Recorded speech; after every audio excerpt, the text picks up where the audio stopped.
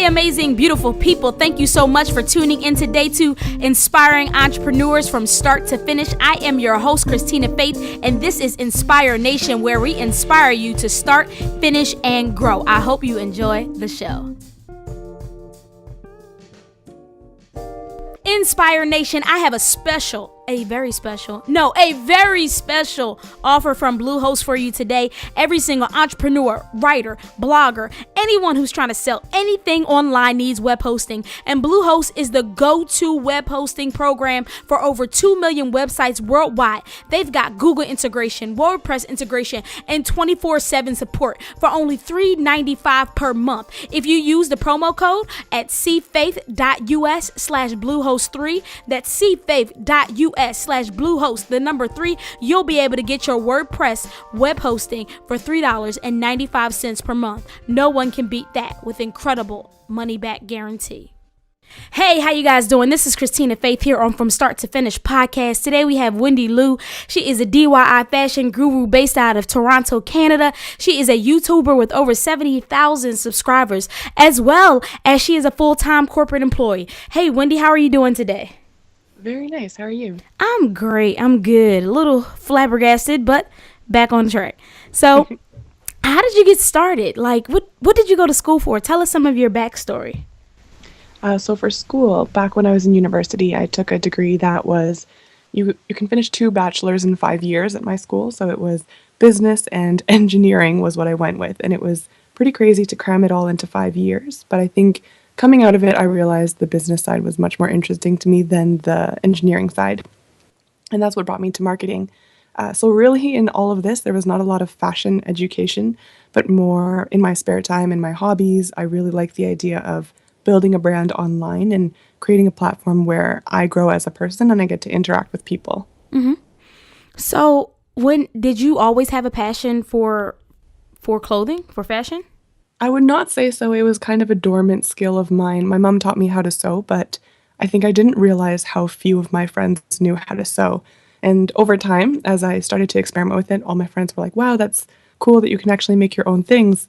And I had a reality check that made me realize not all my friends knew how to sew like the way I did. So it was more and more fun to start sharing that kind of sewing adventure online and seeing what I could make of it. Nice. And what are some of the things that you kind of like learned about yourself in the process? I think one thing that pushed me the most was putting myself out there in the public sphere. Like my first video, I didn't show my face. I was very timid in my voiceover.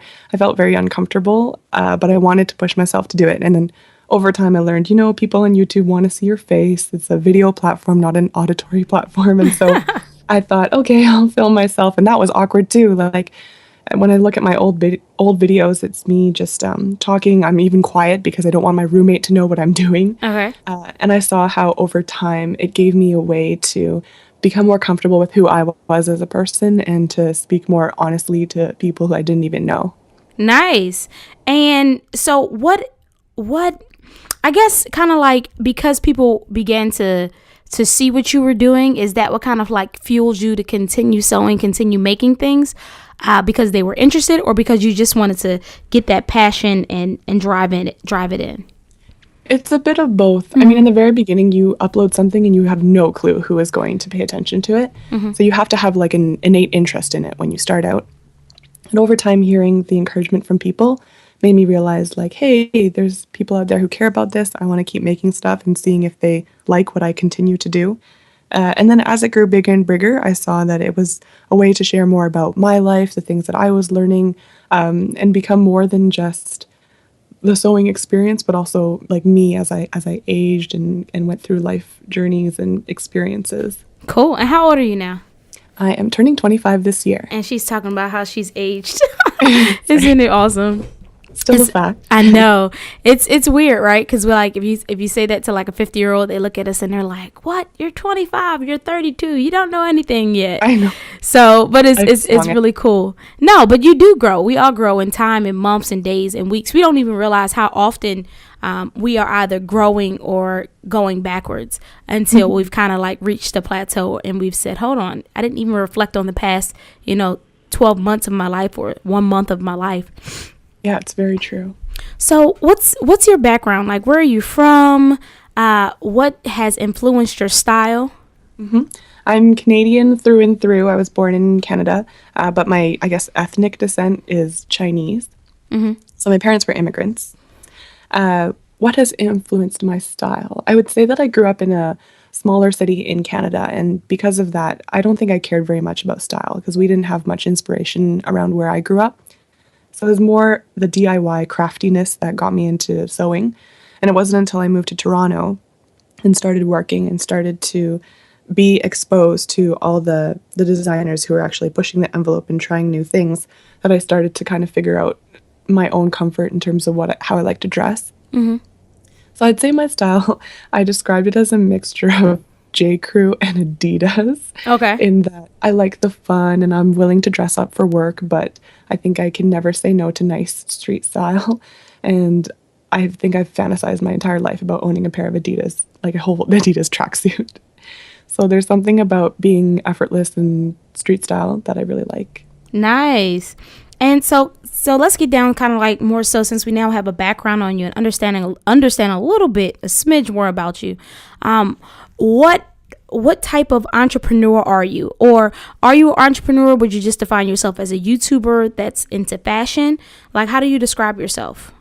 I would say entrepreneur just because YouTube itself, it's one communication channel, but you want to try new things and expand what you're capable of. So when it comes to YouTubers, they usually they could sell merchandise, they do brand partnerships, sponsorships, work with PR agencies, and a lot of that moves beyond just the venue of video making and uploading it to the internet. So for me, I try to treat this whole thing as an entrepreneurial venture. How much money do I put into it? How much time do I put out into it? And what am I getting out of it? I think defining it by just YouTube is too narrow, and maybe someday YouTube won't be around anymore. And you want to be someone who moves along with what's happening instead of fixated on one thing that's current right now. Gotcha. So what advice would you give someone? You know, a lot of people put their energy only into one place and they don't really diversify. So if you had to, for example, recreate your brand today, knowing the tools that are available, how would you do that? I think there's so much involved in integrating all the different sides of social media and thinking clearly about, who you are and how is that message consistently shared across all the different ways that people are viewing you, whether it's like, right now, Instagram or Snapchat or Facebook or YouTube versus, just trying to funnel who you are into one channel only. Because nowadays, the people who are being watched, they're more approachable. Like you can tweet them, you can message them. They're real people that you can talk to. And so people expect you to be there in all the different communication spheres. Like when we think about traditionally, like, people who host MTV or different talk shows, you only see them on the TV screen and you can't really tweet them or talk to them in social media. But now, because of YouTube, people are really used to just talking to the people that they look up to and celebrities or anyone that they're interested in reaching out to. So you got to be accessible that way too. Definitely. And what are some key things that kind of like have caused you to get over 70,000 subscribers? What would you say is one of the key ingredients, or was it, someone sharing your things? Like, how did you build your fan base? I would say a passion for what you're doing is something that I think people notice first. When they can tell that you are willing to put in the time and effort to make good quality videos, to be consistent, to speak passionately about the subject, those kind of things really stand out. And I can tell in the comments when people say like, oh, I love that you put effort into your videos. Oh, like these shots are so nice and that kind of thing. And it's what I notice about other YouTubers too. When I can tell that they care and they put in effort, I think that's what is magnetizing about what they're doing. How does travel kind of like, define what you do? Because you have videos on your YouTube channel as well as your site and things like that, and you share your life, you share your adventures and stuff like that. Do you think that those things are helping to shape you? What's one experience that you've had in travel that has really kind of like been like wow to your brand and to yourself as an individual? I think for me, like going on adventures, I like the idea of capturing the moment and sharing, what did I experience? There's a couple of benefits. Like sometimes when I go places, they're actually really close to where some of the viewers are. And so they feel like as if I was in their area, I was in their home, and I got to see their area from my eyes. The other things is that for me, travel helps to broaden my point of view when I look at the different style inspiration, or I use it to de-stress, or it's just like a good reflection time. And I want to share that kind of journey with people because there's a lot of curiosity, I guess, over like where I'm going and what I'm experiencing and how that's shaping the content that's on my YouTube channel. So one of the things I noticed that, like is everywhere, and I think may have, everyone wants a Letterman jacket. What were some of your inspirations behind making the Letterman jacket? Like you did a DIY varsity jacket. So I'm sure that, you get asked this question often because it's like, really? Like who makes a Letterman jacket? I know. I think a lot of things I'm like, yeah, I think I could do it. And then I try. And it's kind of scary to do that because there's always this like turning point when I'm about to cut the fabric. And I'm like, once I cut it, there's no turning back. The Letterman jacket. A lot of my tutorials come from friends that I trust. They're more in tune with the fashion industry. And they'll tell me, oh, Wendy, like you should make this tutorial.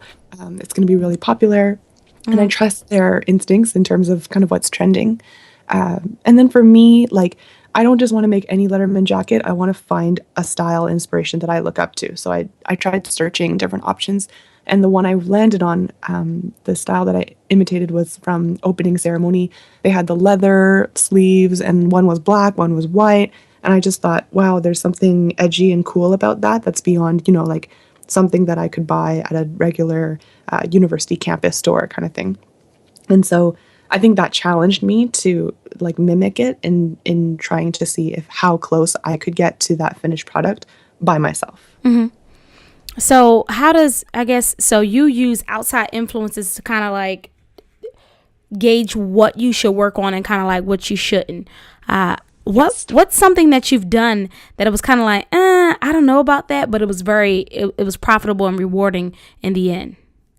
I think there's one thing that style-wise I never really experimented with in the past was more feminine styles. I would say I used to love more androgynous looks. I was very into like, button-up shirt and I guess more gender neutral looks perhaps. And then I cut off a lot of my hair and had super short hair, and my friends were like, you should dress a little more girly to balance out this tough look. And that got me more into like flowy skirts and sheer. And I don't think I loved any of that stuff in the past. But in the more recent year, I've been putting up more tutorials that have that kind of feminine touch to them. And for me, I was not always totally sold on the idea, but once I posted it, so many girls would be like, oh, I love this so much. And I just realized, oh, this is just where my usual taste differs from what everyone wants to see. But I'm very open to trying that, especially if it's something that they like to see. Yeah, and it looks beautiful on you as well. I think, as we grow, we're kind of like, I don't know. And then we do it and we're like, oh, it's not as bad as I thought it was going to be. Yes. So how have you monetized, what you're doing? Like, granted, it's a passion, but you're also an entrepreneur. So how have you really like had to look at things and figure out, okay, this is great, I like it, but how do I make money off of it?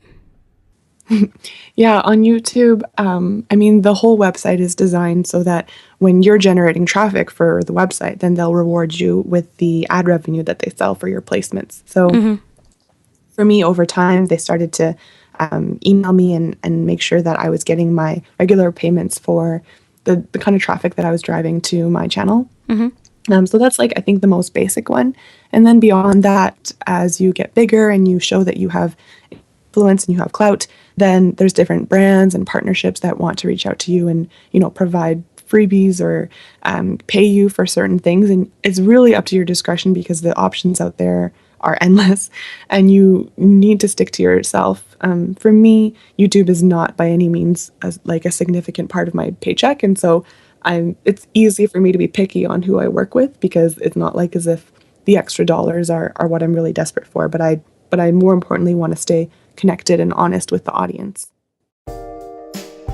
Inspire Nation, are you in need of a logo design, web design, and so much more? Well, 99 Designs has incredible prices with incredible quality. Go to cfaith.us/99designs, 99 designs, and you'll be able to get incredible design work done for $99. How can you beat that? Don't forget, cfaith.us/99designs. What are some good YouTube practices, some good online practices that you've seen like really work? Like for my blog, I realize the more I post, the more people come, just knowing that that's how things scale. So what are some things that you've realized are like, okay, this is important? Yeah, completely the same case with YouTube as what you mentioned with your blog. Posting consistently really helps because there's something about knowing that a person's dedicated to it and they're going to keep generating content that makes you want to tune in. And I would say the other things is to be consistent and honest about who you are. People these days are pretty good at catching, fakeness and random things that you're doing that don't fit who you are. And it's good to stay consistent and clear because then they can trust you whenever you talk and share about your life. So I would say consistency, honesty to me are very important. And then beyond that, there's a certain effort and quality that should go into the work that you produce. So, wherever possible, try to be using great tools and great editing and making things nice and clean and easy for people to read. And I feel like those are the basics to get started with on YouTube and blogging and lots of other spheres. Nice. So about how many hours a week do you put into this? I would say if I'm not at work and I'm not having dinner with friends, I'm probably working on YouTube. Okay. So for me, I think this year I've tried to be more deliberate, dedicating at least one full evening a week to working on YouTube. But in reality, I think it shapes up to more like 3 to 4 evenings are on YouTube. And then the whole weekend, as long as I'm not at church or something, I'll be working on YouTube. So there's quite a bit of time. And that just means if you're doing it, you have to be interested or else you're going to get over it really quick. You're going to hate it. Yeah. You're like, oh my gosh, I got to do this. Yeah. I try to do the same thing. Well, for podcasts specifically, I spend all day Tuesday recording. So I can have anywhere between 1 to 7 interviews in one day. And it helps with consistency and making sure that it's available. Yes. And then not having your schedule all over the place. So what are some of your tools that you use for sewing and things like that? So if someone's interested in getting into, fashion, wanting to create their own clothes, what are some things that you would say, yes, you definitely need to invest in this? I think a sewing machine is very important because there is only so far you'll go with hand sewing before you get very fed up with how slow it is compared to a sewing machine. And sewing machines these days are quite affordable. You can get a very good one for under $200 and easily a decent one under $100. So a sewing machine helps. Nowadays on YouTube, I find there's tutorials for everything. And I would just recommend starting with the easiest stuff that's got straight lines and is not too picky on how it fits you. Pillowcases is a classic beginner's sewing kind of adventure. Sewing machine. Yeah, from there, I think it's just a willingness to try new things. You got to face the fact that when you make mistakes and when you make botched projects, it's not a failure. It's a learning point. And I've had plenty of botched projects where I think to myself, okay, how much did that fabric cost me? About $20. And I was like, well, then I'll just consider it a $20 sewing lesson and I'll try to never make that mistake again. And so, anyone who's pressuring themselves to do perfect on the very first go, if they're brand new, it's going to be scary for them, but you just got to face the fact that it takes quite a few projects to make something that you'll love sometimes. And can you give us an experience of something that you did and you were like, oh my gosh, why did I do that as an entrepreneur that you really had to learn from? Yeah, I think early on, I got really excited when brands started to reach out to me asking if I would like to feature their content in my YouTube channel. And there were some of them who, over time, I realized I actually didn't, share the same values as them, or the quality of the product was not really something I truly could stand behind. And I had, as the contracts came to end and stuff, I had to move out of it and really think about, okay, it's not as if I'm, needing the extra $10 or $80 or $100 or whatever they're offering, but it's more important for me to think about whether or not I really stick to this and would stand behind it long term. And so that's a bit of a trial and error, and I was lucky to kind of come to that realization quickly instead of being dragged along for a long time. Okay, cool. And what are kind of like some things that you realized in the long run for video? You know, what's your toolkit like for video, and what is something that you really have had to kind of like invest in order to get your YouTube videos looking great? I think the biggest investment was probably the camera gear, just because like buying a DSLR and good lenses and all that can add up quickly. And then after that, a lot of tidbits were things I picked up along the way. So eventually I moved on from iMovie to use Final Cut. And then my friend came over and lectured me on daylight light bulbs and how I should not be using regular light bulbs. And so I picked those up. And then another friend said like, oh, I have a spare microphone. Do you want to borrow it for anything? And so I think as you start to express your interest and talk about it with friends, you'll find that a lot of them have resources that you can tap into.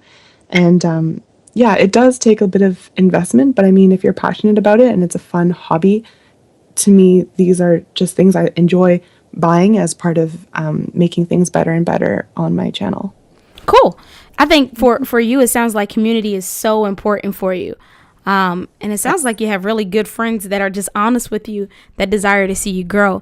I was just talking to Jared Erickson as well as Trevor Rogers, and we were all talking about relationships and how relationships are probably your biggest currency, as opposed to finances, right? So how have relationships been important to you in the midst of your entrepreneurship, in the midst of you growing and developing? I think the biggest thing that relationships provide is they're like a sounding board. They help you think about things from another perspective and keep things real. A lot of times when I'm second guessing my decisions, I'll refer to my friends, and they'll have very sound advice because they're not impacted by the fear of success or how people will view it. They just want to say, you know, as a consumer, as a viewer, this is what I think you should do, or this is what I think you shouldn't do. So for them, like, that's what I appreciate the most, the second opinion, the support, knowing that they're willing to be honest with me and help me out that way, makes it easy for me to turn to them in those times where I'm not sure what to do. They're very eager to help me out, first with the advice and stuff, but definitely second when they find different tools or opportunities, they're always contacting me because I think now that they're part of it, they want to see it succeed and they want to see me, I guess, do the best that I can. Mm-hmm. Cool. And what's some advice that you would give to, you know, young entrepreneurs, younger people who want to use video, as well as blogging as a way to move forward in their entrepreneurship? What is some advice that you would give? I think the two pieces would be, one, to spend some time really envisioning, you know, like how you want it to look, and to go about it with purpose and with determination. Because in the very beginning, it'll always be hard to get following and you won't know if what you're doing is really building up towards success. So you need to kind of see the longer route before you get started, or else, you know, after the first 5 posts, you're going to be like, no one cares, and you might stop. And you'll stop too early sometimes if that's the case. And then the second one is to really figure out who in your friend circle or who of the people you know will stand behind you on this and encourage you to keep going in those times where you're not sure what to do or you feel like no one's paying attention. Having those friends who are kind of like your cheerleaders and they support you, it's a huge morale boost to keep going with the project and to challenge yourself creatively and think outside the box and do things differently, all for the sake of pushing to see how it'll grow. Nice. So thank you so much for hanging out with us today. It's been a pleasure. I hope I made it easy for you. And yes. Wendy she's an inspiration. If you're interested in any kind of fashion, she's showing you exactly how to do it. And I think that's the awesome thing about our current generation is that you don't need to go to school for a lot of stuff. You can figure it out by learning from other people and using YouTube University and Google University in order to learn and building relationships with those that can help you and are honest with you and that are not yes men or women. So Wendy, thank you so much for hanging out with us. Don't forget to go to her site, IamWithWendy.com. You can link to her YouTube. You can link to her Instagram, her Twitter, her Pinterest. She is everywhere. Thank you so much. Thank you. It's such a pleasure to have spent some time with you all today on From Start to Finish, where we inspire entrepreneurs from start to finish. I have an amazing offer for you guys, like really amazing. I took some time and really thought about what does it take to get productive and what things are eating at our productivity. If you text right now 44222, the code is GETPRO, GETPRO. I'm going to give you a free book as well as a template in order to help you get productive and plan out your hours and your weeks and your days to get more done. Avoid the social media trap. Go ahead and get productive today.